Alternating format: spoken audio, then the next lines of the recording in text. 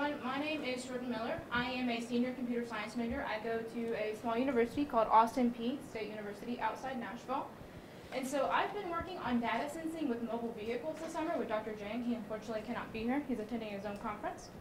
So in computer science right now, one of the big topics is the Internet of Things. And so like Forrest just said, imagine a world where your car can tell you stoplights are changing colors soon. Or imagine that your phone can communicate with your car and give back real-time data and real-time sentiment of what's going on in your car. So one of the really big topics in all of the Internet of Things is the Internet of Vehicles. And inside that is self-driving cars. So self-driving cars are the new smartphone.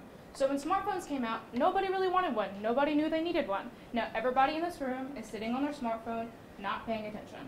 So here we are. So one of the really cool things about self-driving cars is IBM. They're kind of leading the way, and so I've provided a video. I am the first cognitively enabled vehicle. I seat 12 passengers, and you can ask me anything. Ollie, why don't you say hello? Hi everyone, my name is Ollie. I'm a self-driving vehicle powered by IBM Watson technology. I can help people get around National Harbor. Ollie. So that's Ollie from IBM. So self-driving cars, they're coming, they're on their way, and so how do they work? So when your car drives itself, they use something called lane detection. And so right now, you can go out and buy a 2018, 2019 model of some cars, and they have something called semi-autonomous cruise control. So what that means is not only can you take your feet off the brakes and the pedals when you're driving, but you can take your hands off. And so the car is capable now of staying within its own lane as long as you're on the highway. This wouldn't work in a rural setting. So you can see from the video, or not from the video, the pictures here, as this is an open source algorithm that I have been using all summer to modify and make my own. And so you can see these images of what it would look like in your car from your self-driving car detecting the lanes on the road. So, you know, they all depend on the lanes, but what if there's no lanes? What if nothing is there? How do the self-driving cars work? So that was what I was trying to address this summer. So just kidding. So I'm going to tell you how the processing works first. So you can see we have our original image, which is taken. This is the open source algorithm that I've been using. And so we apply a white and yellow color mask because the lanes on the road are yellow and white, and that's all we really care about. So we convert it to a different color, the HLS color scheme, and then we convert it to grayscale because that's important for the edge detection later on. So we blur our image to make it a little more smoother. We apply our edges, which you can see. We can see all of our lanes in the image, but we also have a lot of noise going on. We don't really care about the other car. We don't care about the tree. So we select what is the lanes, what would be your lane in your road on your car, and then we apply some lines, and this is our final image.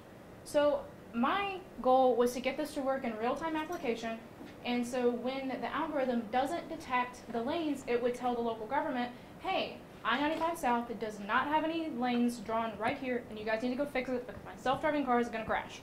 So, however, that didn't really happen. So there's a lot of issues with this. I tried to do all this on a Raspberry Pi, and you cannot, run this kind of stuff on a Raspberry Pi. It's too powerful. So this is actually me driving on I-95 South with a couple of the people in the program helping me film this. I wasn't, doing it while driving. So you can see the issue is that the lanes they're sort of detected, but they're not. So it keeps bouncing between. So I have a couple of reasons of why I think this did not work. If you notice, the lanes and the road are not freshly painted and they're not freshly paved, whereas the model was trained using a brand new road, brand new lanes.